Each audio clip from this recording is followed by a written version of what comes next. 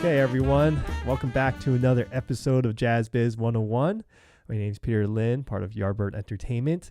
This is the quarantine version of these interviews. A lot of people think that we're in the same room. No, this is all done remotely and edited post-production. So just want to let everyone know that we're trying to stay safe as well during these times. Today we have our special guest, Bruce Williams, fantastic saxophonist, educator, local hero around here. We just want to welcome Bruce Williams to the show today. So, hi, Bruce. How you doing? How you doing, Peter? Good. Doing all right. What you been up to? Doing all right. Quarantined in my basement, little area with the computer behind me. There's keyboard in front and, a couple music stands so I can do my Zoom and FaceTime lessons, Google Duo sessions, and answer a zillion emails and private lessons and so much going on. I mean, it's hard, but I'm thankful. Yeah, I totally understand. I think a lot of things obviously have changed for a lot of musicians' lives in the past few weeks, because I'm guessing how long has it been? Like 3-4 weeks now? I would say so. How do you feel like your life and, just your music business has changed in the past few weeks? And do you feel like this is something that's going to become like a new normal even past the quarantine? What's your feelings about that?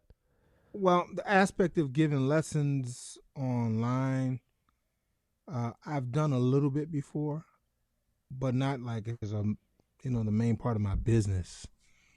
Now it's like, because of a recent interview on YouTube by a guy named Jay Metcalf of Better Sax, I've been hit by a few people that want lessons, and from Memphis, Tennessee to Nigeria.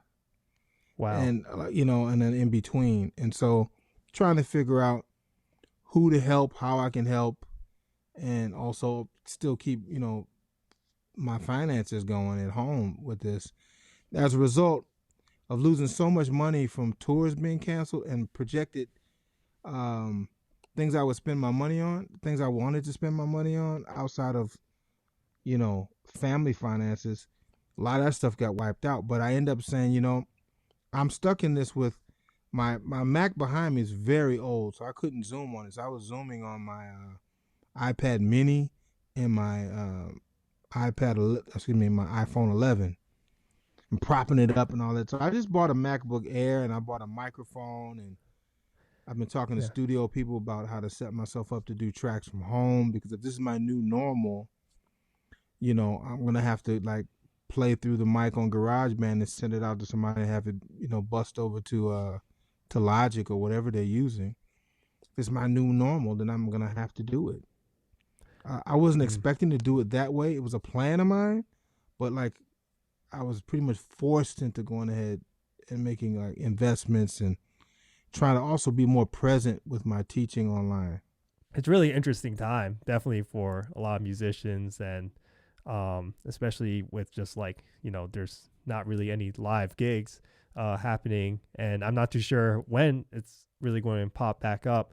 So it's good to hear that you're taking this in a way where, I guess we have to, right? Like we have to shift into this perspective, but it can be a little bit harder for some people who aren't used to like being online primarily and teaching online and getting used to all these different programs, Right. So what's your advice on just getting to know all of these different things? We had Lee Hogan's on like the other day, and he talked about just like different ways of learning. It seems like you have been asking some of your studio friends and stuff like that. What are some ways that you've been conquering that? To like maybe have a meltdown one day, but then pick yourself up and realize that this is where we are, and ask the right people for help. The keyboard player with a RH Factor, Bobby Sparks, was always asking me, do I have a home setup? I'm like, of course we have computers, but I didn't have like an interface or a USB mic and none of that stuff. None of it. But as a result of what was going on with my teaching at Juilliard, guys are buying the Blue Yeti, and this mic I have, there's like the answer to it, or like another one. And I'm talking to studio guys. I'm just taking the advice of people that have this stuff, They're using it, they're trying it, and I just spent some money and trying to see what's happening. I'm going to spend some more and see what happens, to just try to enable myself to be a part of that world because that's what I have to do. I don't really feel like I have a choice, but since I'm in it, I really want to be able to do what I have to do. This becomes like a new normal, even past the quarantine.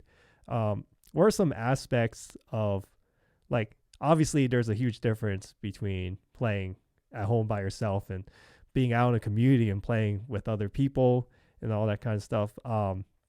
In terms of just like what's being put out there nowadays, you see like the people playing individually into a band versus like everyone's playing together.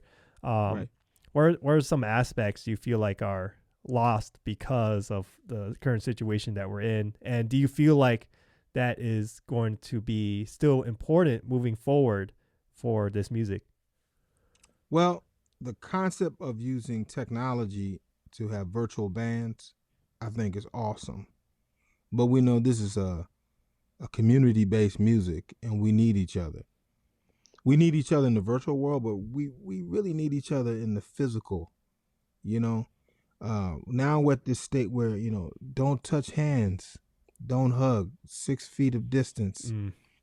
And there's no way you can do that in a big band unless you had a huge, huge room to have that much space. And then the section will not sound the same.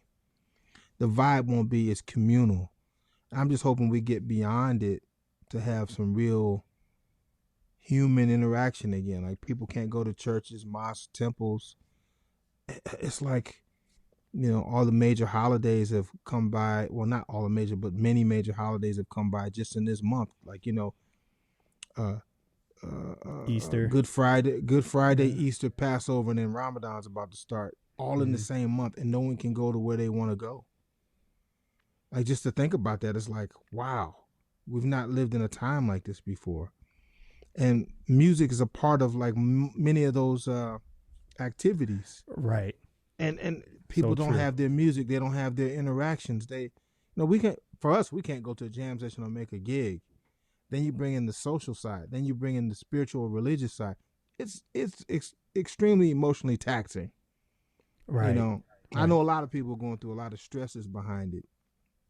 I'm trying to not bug out behind it and just take in the fact that my mom is safe, my family's safe, I'm cool, we're at home, I'm Right. still able to work a little bit, which will end. It will end semester. It's gonna end. Then you gotta like pull a rabbit out of a hat or just see what else happens. So I'm just taking it in stride, man. I'm just trying to take it in stride. It's not really ideal, but because of like all the offers for lessons and different things, it's actually beneficial for me to do because now I can reach some other people that can't get here, Right. and I still can put some money in the bank and also have an influence. After you're out here for so long and you have an influence, you don't want it to die just because you're not physically present. You still want to have an impact even though you're not physically present. I don't have a book. Maybe I'll write a book. But for now, at least I can get to you via the virtual world. I actually checked out some of the sax talk yesterday for Jazz Okay, House Kids.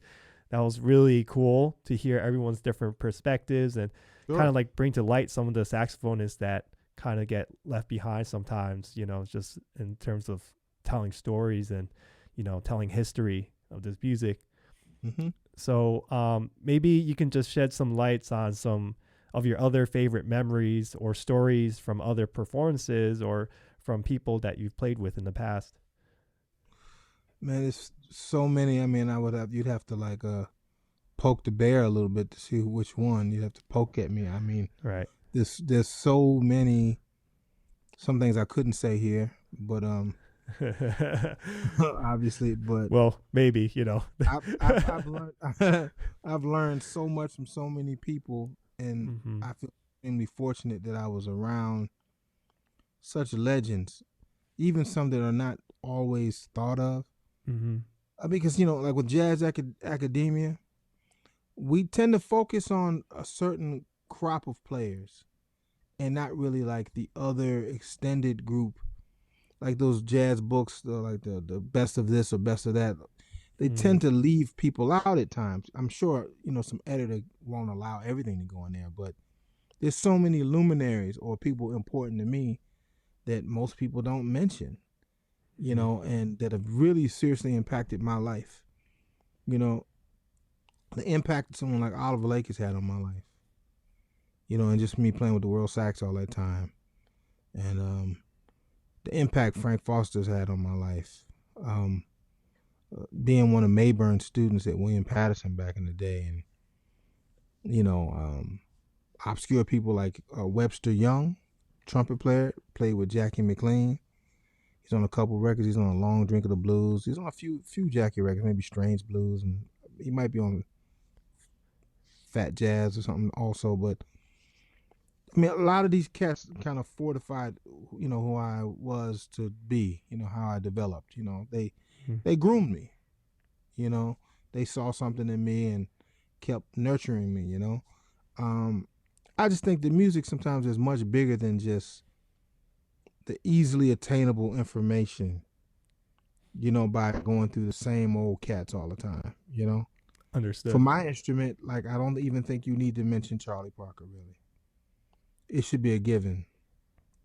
You know, I don't care who you mention, you should mention Charlie Parker. Like, with the passing of Lee Konitz, people talk about, like, there was Bird in him, but then, like, he did his own thing or whatever. Of course there was Bird in him. I mean, how else would it be? I mean, he was such an influence at the time.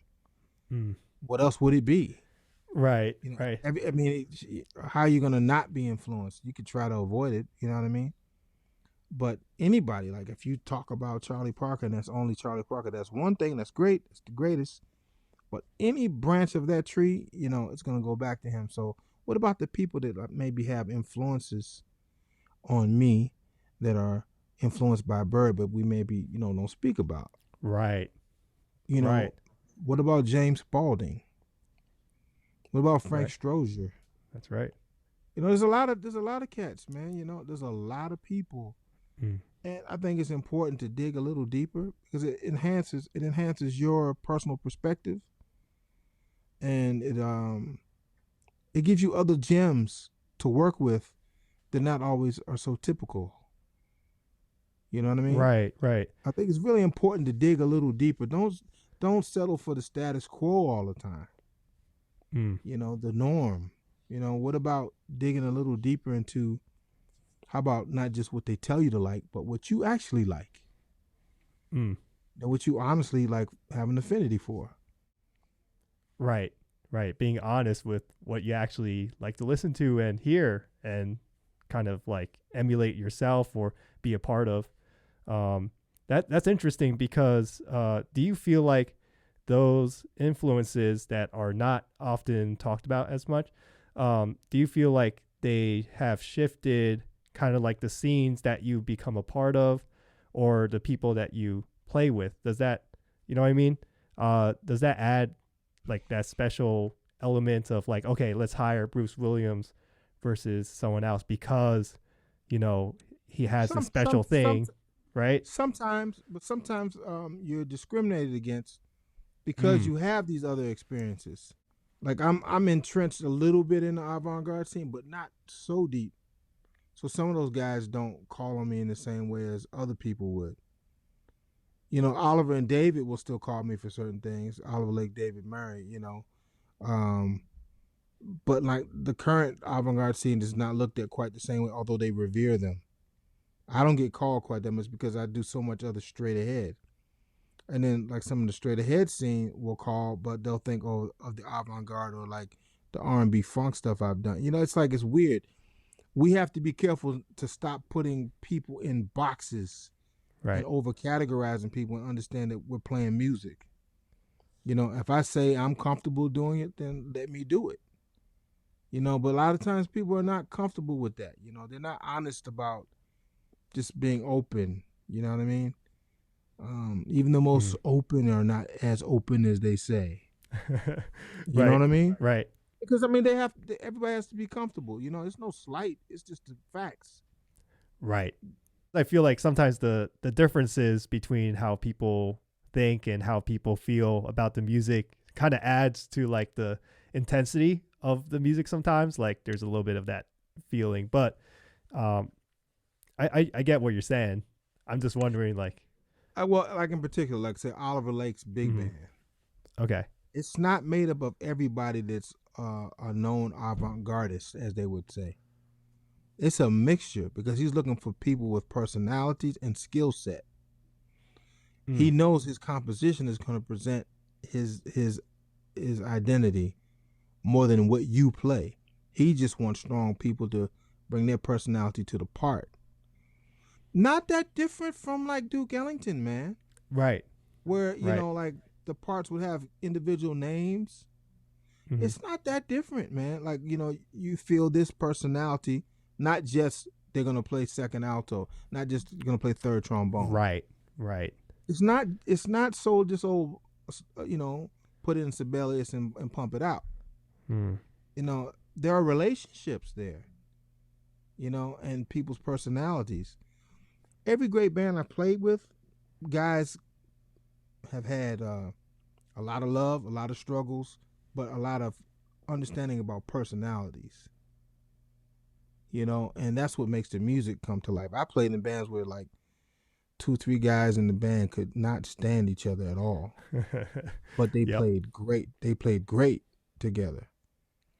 You know what I mean? mm, Like they played great together. Just maybe that tension, understanding of human relationships, that tension made something good.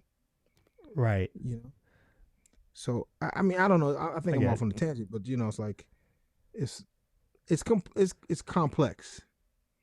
You know what I mean? But I think just being in the room of all the same or like-minded people could be good and could be bad. You know what I'm saying? Yeah, I get it for sure. You know? Yeah, yeah. It's kind of like group think sometimes can lead to other issues, no doubt about it. What you're talking about, just sometimes just the lack of open mindedness can lead to more negativity more so than positive things. So do Right. you ever have to make those hard choices in your career where it's like, okay, I'm going to have to leave this band at this point because I'm not fit, like, for this Yeah, situation? I actually have done that. I have done it where I felt like I really didn't like the tone of where it was going or even like the personal interaction concerning me directly. And I Mm, and I respectfully, politely said I'm not the right person for the gig. And then the answer was why. And I explained why, and they were shocked.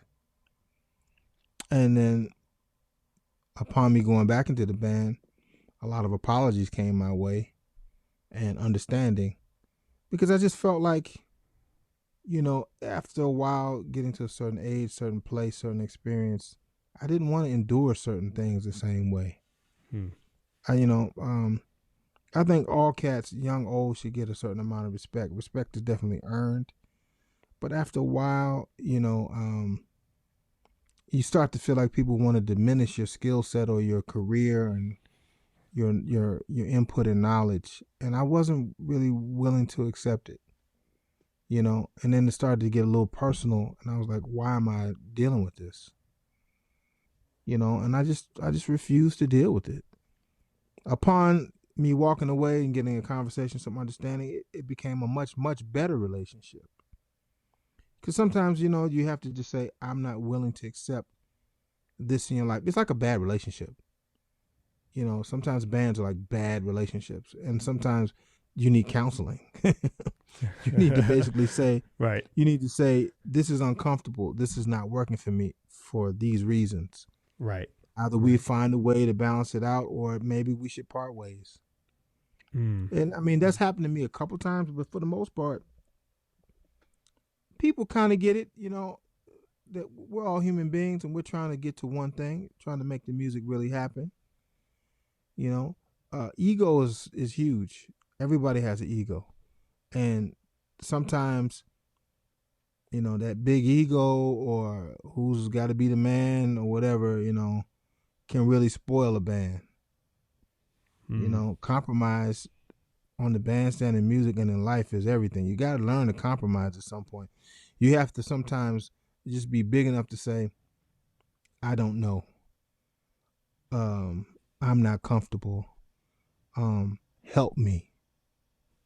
Be Yeah. willing to do that.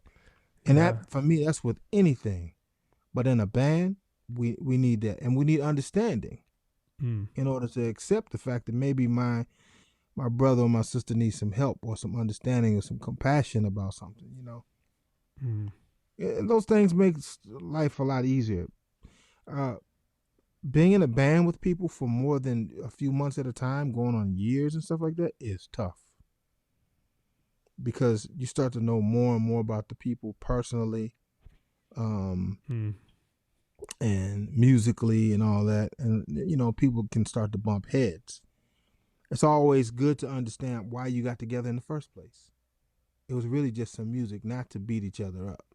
Did you feel like these aspects that you've learned as a side person really help your career as a leader? Like, I know you've been leading your own bands for a while, but maybe you could just talk about like when you decided to become a leader and how being a side person like helped with that aspect. I think you learn from every scenario, you know. Uh, Being a leader sometimes isn't by choice. You kind of forced to Right. based on economics. They talked to you, so they gave you a gig. So now you get another gig and then another gig, and you call other people, then another venue, da da da. So now you're in this position of being a leader. Um, all I've learned from being a sideman has definitely helped me learn what I like about former band leaders and what I don't like. And sometimes what you don't like, you end up understanding that you weren't mature enough to understand what they were trying to do, and then you change your opinion. Yeah. And that shaped me many times also. You know, Mm. I think for me as a band leader, the thing I ask of like my rhythm section most is just trust me and let's just listen, just trust me. Let's try it. Also being open enough to allow them to bring their stuff to the bandstand to help me find my way. You know what I mean? Mm. Um, it's trial and error. We're not playing like a paint by numbers art set. It's not quite like that. You know what I mean? Right. Right. There's going to be trial and error. There's going to be mistakes, but like that's part of the beauty of it. And all the bands I was in, man, like every band rehearsed for hours, Mm. and traveled hard and everything, and heartfelt conversations, life talk, life coaching, even amongst the people that didn't like each other, you could tell there was stuff that needed to be learned. So yeah, every scenario helped me become a leader.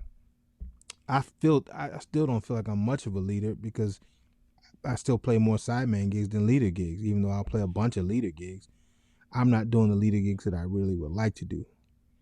you Understood. know, and Yeah. it's probably a matter of me shifting certain things in my career, which I plan to do, but here we get halted by a pandemic, I which I feel that. was I was working towards a few things in my mind. The Mm-hmm. one good thing about it is I'm sitting down writing things and pulling up old music and ideas and outlines of concepts for things that I would like to record and present. That's actually a great idea. Definitely taking the time to really plan things ahead, especially, you know, especially I guess as a if you want to do something as a leader, you got to be organized. You got to be prepared to execute that plan. What are some aspects of a leader that you really appreciate? Like, let's talk like a little bit more about like the business aspect, right? Like, what kind The, of responsibilities should a leader have? the first thing is money. You have Okay. to be responsible for knowing what you're getting paid in order to pay your people and be upfront about how much you want to pay them or whatever. Sometimes, unfortunately, sometimes not everybody's paid the same. Most times they are. It could be based on a bartering thing or relationship or whatever. But whatever it is, like understanding what you negotiate is what you negotiate with your band members and with the club venue festival or whatever, money is the first thing that comes up. You already know music's gonna get played, but the first thing is money. Now from that, travel, lodging, food, money comes first. You know what I mean? I dig. Unfortunately, money comes first Yeah, yeah, because yeah. you shouldn't get the gig without already having some music together. So then the only thing to talk about is money and fulfilling your obligation. So as a leader, that's really important, figuring out, does it pay enough to make my guys happy? Can we do this? Right. Because right now, we're all in this thing together, and we've kind of always been in this stuff together. Like we talk about financial woes and all this stuff in the business. Mm-hmm. I remember Kenny Garrett telling me, well, Bruce, you running into those problems? I run into the same problems. And you know what? Herbie Hancock runs into the same problems. It's just on a different level. So it's not like it changes just because you're Herbie Hancock or you're Kenny Garrett. It's the same old stuff. Right, right. It really is. It really is between musicians in the band, the venue, the promoter, wire transfer, deposit. It's the same stuff. It just doesn't matter if the gig is $2,500 or $250,000. It's the same problem.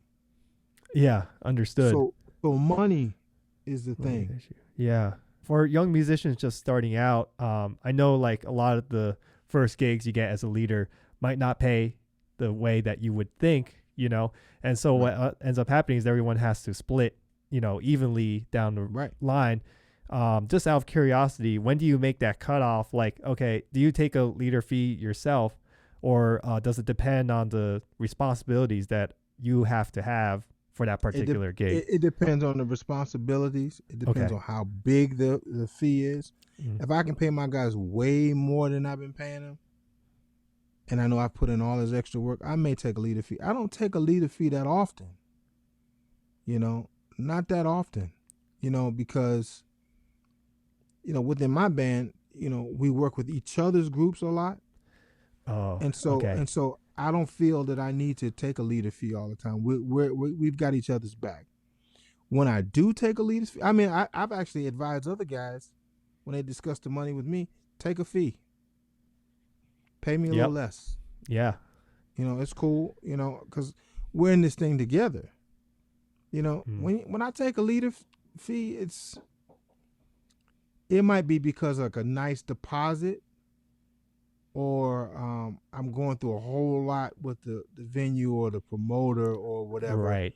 With sending extra materials and mailing stuff, or I have to organize some other things. Sometimes the leader's fee is not what you keep, it's what you use to help promote.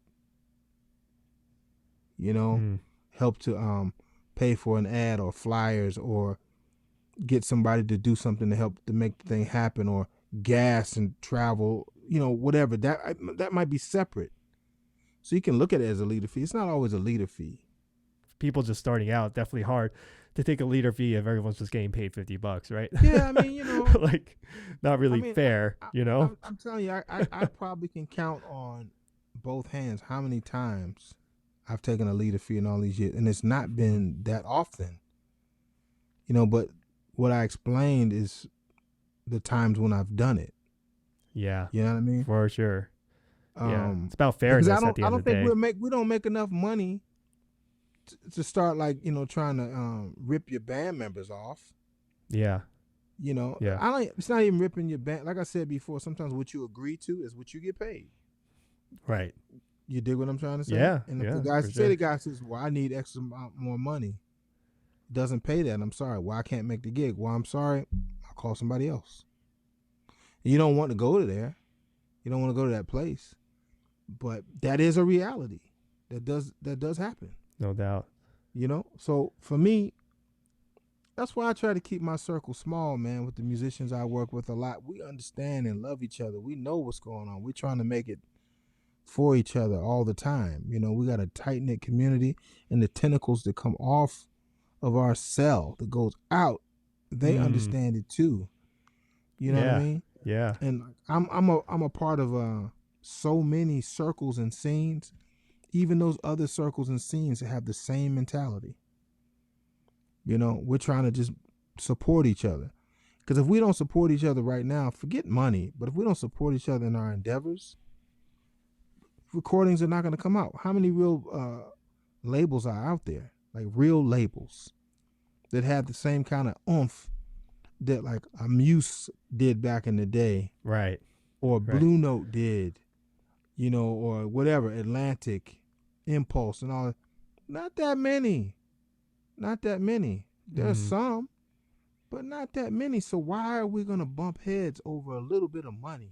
Yeah, fighting for that little, gap, It's ridiculous. Try and pinhole. Yeah, for sure. That brings me to another point about, just, I guess, the current musical situation in terms of the record labels and all that kind of stuff. It's more suggested nowadays that people take more of an independent route because that means you have more control over your own business and stuff like that. Or what's your advice for young musicians that are just trying to, break into, okay, I want to start playing at festivals. Okay, I want to start playing at some major venues. They're kind of like at that cusp of like, okay, I have the materials, I have this record and whatnot. What's that? How do you take that next step? Or, especially as a side person, I'm sure you got to have a product. Yeah. You gotta have something like somebody wants to hear. Just because you put a CD out because everybody can do it. Yep. No doesn't doubt. mean it's like for the public. Everybody wants it. It'll get out. Obviously, you can any place can produce a CD with a barcode, so it'll get out. But the scene is flooded. I think still just because the technology's been easier for us to attain, and people understand the business that way, doesn't mean everybody needs to put a record out. So and then that means it doesn't. You don't necessarily have to play at the next major festival or whatever just because you put a record out. When I came up, and other guys in my age group and older than me, there was trial by fire. You had to play with people. You had to develop. You had to be around promoters and other bands and word of mouth. Now, people jumped over that because a lot of older cats are dead or not accessible. Right. So you got to try to promote on your own. Right? I understand it. I totally get it. But you still have to think about a maturation process. Yeah. 4 years of college doesn't mean you're ready you're owed anything. Right. You're not owed anything. Because the scene is not based on just because you went to this college and you had this scholarship and you studied with this guy. That's not it. I mean, if you start to think about, like, first of all, let's go back to this name. What college did Kenny Garrett go to? He did not. You dig what I'm saying? Yeah. His college was being a roommate with Mulgrew and being on the road with the Mercer Ellington and doing shows on the road. Yeah. And people like Art Blakey and Woody Shaw pulling his coat and Donald Byrd and Miles. That was his school. Much like the previous lot of jazz musicians. But now we have these schools, these institutions. Just because you got a degree does not mean you are owed anything. Yeah, no doubt. Because the music is an art form. You know what I'm saying? It's a hard and it's hard to deal with. It's a thin line between proficient and artist. You know what I mean? And you can be highly proficient, but it doesn't mean that you are owed artist privileges. Yeah. You know what I'm saying? That's very true. Yeah. And it's hard to accept. Sure. It's hard to accept. But man, like, if I were to equate like a boxing match to what I've gone through to be out here, and if I was to stand here right after those boxing matches, I would have dents and dings and cuts all over me. How many do you have after 4 years of college, but yet you feel you're owed? Right. Now you're owed respect because you put the time in, you love the music. But just because you come out and you do a record, now you're supposed to be the next thing? Yeah, supposed to be. That's not really how it works, because that's commercialism, not really an art form. That's you're factoring in commercialism because I can get a publicist and pay for this article and produce this thing and have a show somewhere and people come out. Right. Okay, but now that has to roll into multiple events like that. I don't know anybody that one CD all of a sudden they were over the top. I don't know anybody like that. You know what I mean? Yeah. Yeah, for So sure. it's very, very difficult. Uh-huh. It's very, very difficult. Now, you might get a off night at a club, at a venue, somebody give you a chance, but you're back to what we're talking about, money again. You're not Yeah. gonna get paid Right. the same amount of money. Like after 4 years of school, all those books and instruments and all that stuff, and all of a sudden you do the gig and the gig's $125 a man. You're like, man, is this what I signed up for? Yeah. Yeah. I remember Right. that feeling. But in a way it is, because that's, you have to build. Mm-hmm. You know, you have to build. You had to And the build. scene is so saturated Uh-huh. with good young players. A lot of heart, good sounds, technique, no tunes, like can play, you know, a lot of young players. Mm. Who's going to get pulled out? You know what I mean? Yeah. Who's going to get pulled out? It's not always the person who just promotes themselves. You know what I'm saying? It's not just the person that is the flavor of the month. You never know who it's going to be. Yeah. Right? Yeah. You never for know. sure. So you just got to keep working. Yeah. You know, you never know who it is. I think that brings up an important point about, you were talking about just the, opportunities to go on the road and become more of a part of the community that is, passing down the music like at a wholeheartedly, and definitely the scene changed, no doubt about it, in the past, even just the past 10 years, right? I mean, just within that time frame. So what are some ways that people can like try to grasp at those opportunities? Because I think, there is definitely some people who don't want to get those opportunities or don't even want to try to find those opportunities. We're not talking about those people. We're talking about people that are actively, like, okay, where do I look? Where do I go? How do I do this? Right. So what's your take on that? Like what kind of advice can you give to those people actively seeking, those opportunities? I think it's a tried and true set of tasks that we've all had to do. We had to go to jam sessions. Okay. We subbed rehearsals. We took lessons and mentoring from local players or supposed star players, and spent that time doing that stuff, because you have to be co-signed. You have to have someone say, give this guy a shot or give him a chance or whatever. Try to get into these rehearsal bands. That it's still a word of mouth thing. You know what I'm saying? Yeah, It's I still dig. about that. I end up playing with a lot of groups based on word of mouth and also based on me saying to individuals, I want to work with you. I want a chance to do this. I was very direct and I was willing to accept no. But I knew I had to say it in order to even get a chance to even be recognized. This young guy is really saying, well, okay, well, let me give him a shot. Let me see what's happening. And if you get like an 80%, 75, 80% pass rate, a lot of times they'll mentor you and groom you. You know what I mean? You get an opportunity. Yeah. But if you never say you want to do, you're not in the right place, you don't show up at the jam sessions. You don't go to the festivals and go meet people and ask, can you talk to them or get their number to get a lesson or whatever. You're not going to get into the game. You'll get in your way, but it may not. So how some people make it, I don't know. But I'm going to tell you honestly, largely, this is how a lot of people get put on. Yeah, yeah. That makes a lot of sense. The person doesn't know what you want until you pretty much say it, or try to be more direct about it. Right. Like yourself, you just showed up. Yeah. You love the music, you just showed up. And that's a beautiful thing, because that's what all the people I know, they just showed up. I came to New York I came up here to go to William Patterson, and from that I would just hang out in New York as much as I could, hang out in Newark and East Orange and stuff as much as I Mm. could. I went to session like as many times as I possibly could throughout the week, and I would zip in from North Newark in my little Mazda Protege, brand new, zipping all around, and the toll was like $3 or $4 at the time.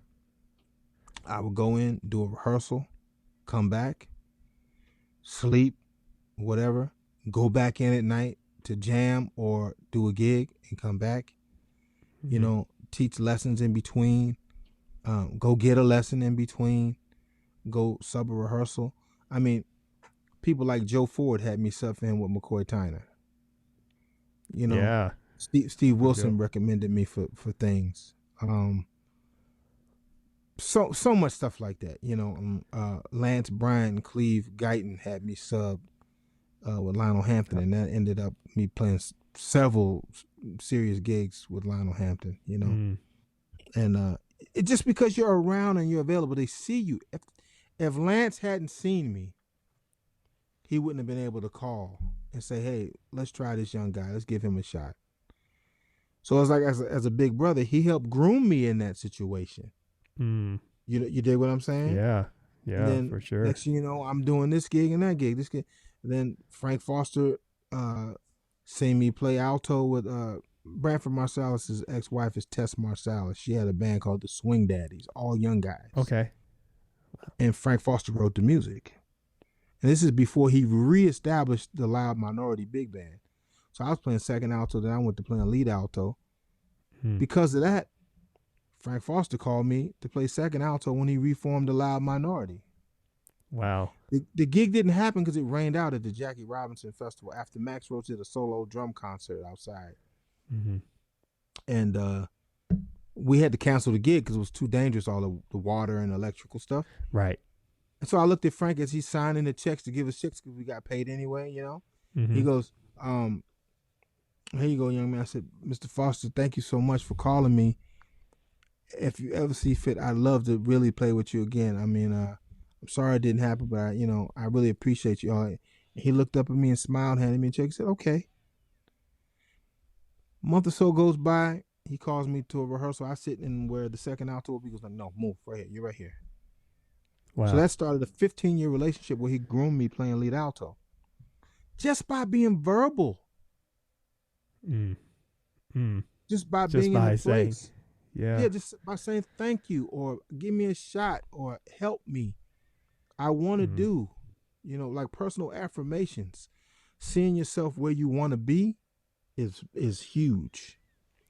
Yeah. Yeah. Like No doubt claiming about it it. in your mind before you actually are doing it. Claim it. Claim it. Yeah. You know. Yeah. That's some great advice for sure. No doubt about it.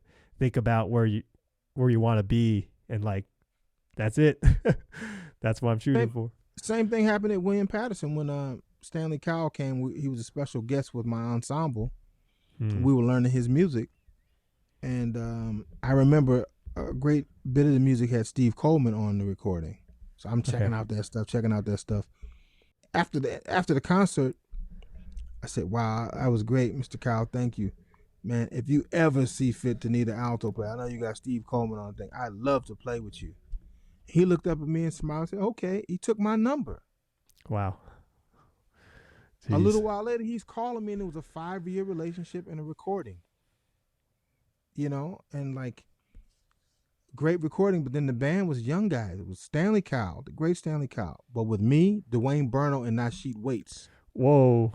And we Wow. played a lot together. Jeez. You know, and from that relationship, I mean, I played New York clubs with him and recorded and different things. I mean, from that relationship, I ended up playing with Stanley Turrentine. Okay. Because he Wow. From put that. a chamber group thing together. I had to play a little clarinet when I came out of the Oh section. I wow. had to go up front and play jazz. It was me, Stanley Turrentine, and Jane Ira Bloom. All because I played with Stanley. That's how he configured the thing. If I never said anything to Stanley, I would have never had that opportunity. Yeah. Wow. So like sometimes just asking, being present, showing up, saying Mm. hello. being cool. Not being it's intimidating meeting people, but try to like put that down a little bit and just hi, my name is John. Yeah. I play the trumpet. Wow, I like what you did on say, oh yeah, okay, and let it grow from there. It's not gonna be like with your Yeah. buddies right away, Right. Right. but you have to warm it up. Yep. Yeah. I've been to more than enough jam sessions that you've run that I've seen my fair share of the opposite of that. No doubt about it. And it's Well, unfortunate, but you know. people have an impression of you sometimes that's not really the way it is. Right. And Right. I look younger a lot of times to people than what I am, and man, like if I would just run down everything, and I don't like to like wear my resume like it's like a ticker tape going by for seeing Right. but like the cats I've ended up playing with and working with and taught me and mentored me and all that stuff, Mm-hmm. it's like sort of a jazz who's who, Mm-hmm. that kind of thing. No doubt. I mean, speaking of just like being in the right place, I went to a jam session. This cat named Rick G used to have these sessions over in like South Orange in his house. Okay. He'd have these jam sessions, man, like in all kind of cats would be there. So I was all eager. My wife was with me. So we're sitting down and it's time to play. I jump up and go play. I don't even realize I'm not paying attention. I'm just so focused on playing. Then my wife is sitting next to the great singer, Little Jimmy Scott. Oh, wow. Okay. So I go up and I'm playing, woo, woo, woo, woo, going. I go and sit back down. He says, oh, young man, you sound wonderful. Wow, I really like what you know, complimentary and all that. Yeah. Then he asked me right then and there, would you like to play with me? And I said, man, I know who you are, sure. I didn't pay attention to him at first because I was just focused on playing. Right. And then we get to talking. Man, that gig was 2 weeks at Tavern on the Green. Oh. And then Okay. it lasted way beyond that, like years beyond that. Wow. Recording. And on the recording, they actually got my name wrong. For some reason, something happened where my name ended up being Bruce Kirby instead of Bruce Williams. But that's me on that record back as a youngster, Oh, okay. As long as he's not getting the royalties, It doesn't matter, but like, I got pictures with me and Jimmy around here, Yeah. But just by being in the right place. Yeah. Being approachable. Mm-hmm. Just makes a big difference. Yeah, man, and let your guard down a little bit, Yeah. Well, that's jam-packed advice right there, and just how to just be a personable musician. You know what I'm saying? On top of that, just being a cool guy. So keeping up with having a healthy state of mind and how you go about doing that, especially how this music can cause some stress sometimes, and with the recent deaths and all that kind of stuff, it can wear a lot of people. It's wearing on me, but I'm a prayerful individual, and I try to get a certain amount of exercise.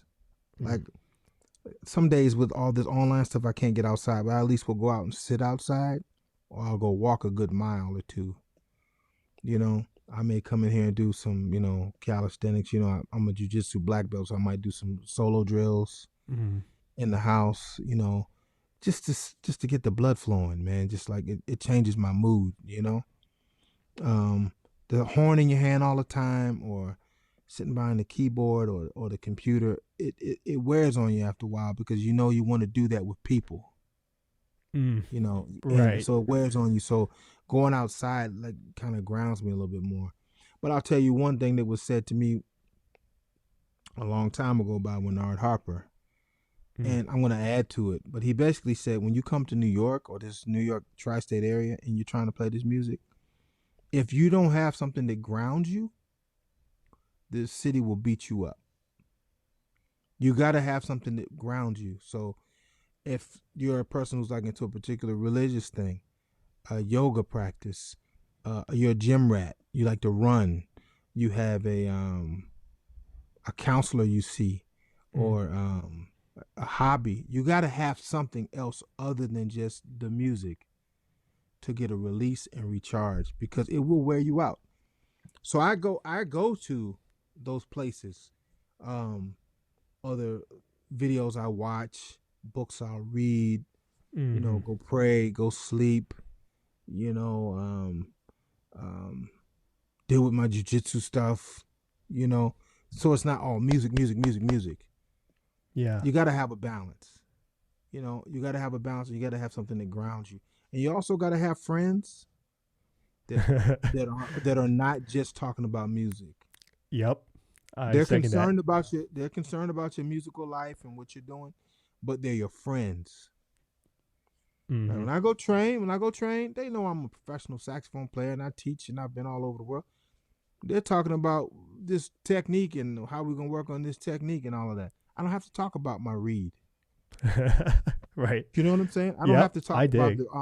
the club didn't pay us until 3 in the morning and the gig was over at 2:30. Right. I don't have to talk about that. Yeah. You know, Yeah. you know, and we're all losing people through this thing, man. Like I don't care if it's musicians. It just hurts us more because we know how hard it is to endure living this lifestyle. Right. Right. I've had some very good people in my life in the music. Frank Foster and his wife Cecilia were very close to me, and not quite as close, but also very good to me was Earl May and his wife Boz May. Yeah. She's. And Boz, she just passed. Yeah. I know. And I would see her, she was Yeah. always very sweet and everything like she was back in the day when I was playing with Foster, Earl May was in the band. Oh. Okay. And Earl played with Bird. He might even have played with Train too. I think, did he play with Bird? Bird and Train, maybe. I think so. Yeah. But he goes way back. And that was that other little family outside of Frank and Cecilia that had a lot of concern for us as young men. Mm-hmm. So now that's another part of that kind of hurts. Yeah.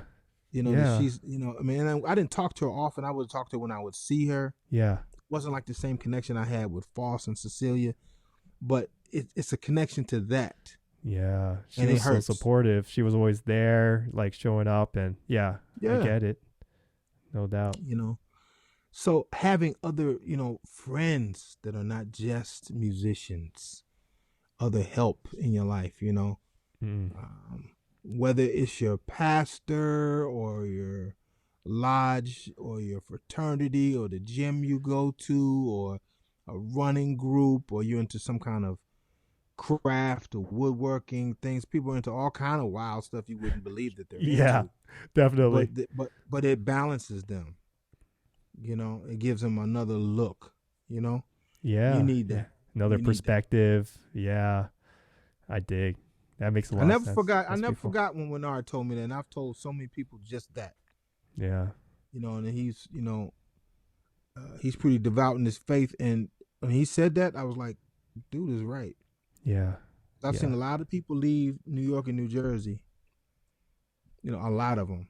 Some I actually predicted, and I predicted it based on their attitude and based on what he told me. They were so obsessed. You have to be driven, but you have to strike a balance. Yeah. And they were so Yeah. obsessed and didn't get what they thought they deserved or what they wanted. They had to leave. They left the music. They left the scene. Some no longer play. Yeah. And we're crazy talented. So you got to strike a balance. Yeah. Or else the burnout is pretty real. That's what I Extremely definitely- real. Yeah. Yeah. Like the pain we feel right now by being on the screen all the time, Yeah. it's magnified when in real life you think you're supposed to get X, Y, and Z or you're owed. Yeah.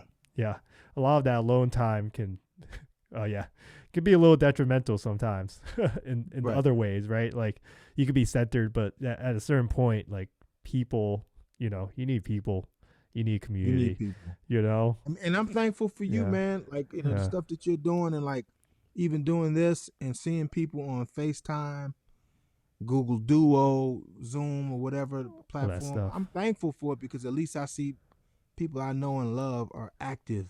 They're trying. Nobody's giving up. I agree. I feel the same way. I get inspired every single time I jump on FaceTime with anyone. You know what I mean? Right. It's just like, oh yeah, you're doing this. Okay, cool. Like, it's good to know. Good to feel that, definitely. Right. So I appreciate your time, Bruce. Definitely. Wow. This is really fantastic, this whole talk and conversation. And again, we can always talk about anything for like the entire day, I feel like. And so Forever and ever, right? So if you want some taste of this when we get back to jam sessions and all that kind of stuff and shows, check out Bruce Williams, because you are in for a treat musically, just spiritually. There's a lot of things that I feel like in my life wouldn't have happened if it wasn't for Mr. Bruce Williams himself, Solid himself. So you know how I got that nickname? Oh yeah, we got to talk about that. It's really Big Solid because I was bigger, and Gerald Cannon bumped into me during the time when I was playing with Roy's quintet. Mm-hmm. He's like, boom! It was by accident. Man, what? You Big Solid, such and such and such and such. and I didn't budge. So Big Solid got stuck to me. So it just it stayed. So it's like I'm not as big, so it's solid. But that came from Gerald Cannon doing that. Boom. And I just was like, oh, like a fire plug, like a little truck or something. That's awesome. Yeah. I have a couple others too that only certain people know, and it's cool. It's cool. Right. I know Christian McBride's always worry about like letting other people know. Like, I'm not going to call you that today. Right. I'm like, uh-oh. Right. Some stories there, Right. Yeah. I mean, like they say, what happens on the road stays on the road. Right. It falls into that. Yeah, but with all these interviews coming out now, it's like, sometimes you're like, oh, okay, I get the inside scoop, But that's also good too, because it brings some personality to a face. I agree. It's very important to understand that people are human, just like you. We all hurt, feed, sleep, have needs just like the next person. Yeah, that's right. Everybody's like really trying to just make the best of this. All right. So thanks, Bruce. I appreciate you being on the show today. We'll definitely do this again in the future. I believe we want to do a podcast actually in the future, which is kind of the same style as this, but in a more audio kind of way. Well, you see, my mic is right there, bro. I was about to say. You see? Yeah, look at that. G-Track. It's right there, right along with that, like the Blue Yeti vibe. This is it right here, That's right. You see what I'm saying? You know what I'm saying?